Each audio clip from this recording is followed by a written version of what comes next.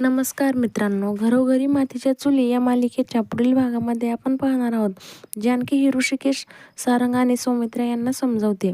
आपण सर्व जखमी आहोत, त्यामुळे मकरंद आणि त्यांची टीम ही काफील राहील. परंतु आपण रस्सीखेच स्पर्धा ही पूर्ण ताकदीनिशी लढायची आहे. आणि तेव्हा जानकी सर्वांचा आत्मविश्वास वाढवते आणि बोलते, हार मानणे सोपे आहे, परंतु संघर्ष करणे अवघड.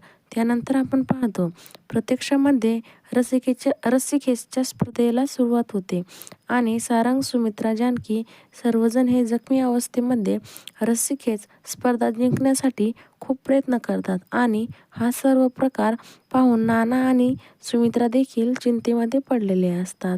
त्यानंतर आपण बघतो, सुमित्रा ही जानकीच्या हातामध्ये कोरा चेक देते आणि बोलते, या कोरा चेकवर तुला जेवढी रक्कम हवी तेवढी तू लिही आणि माझ्या मुलाच्या जीवनातून कायमस्वरूपी निघून जा.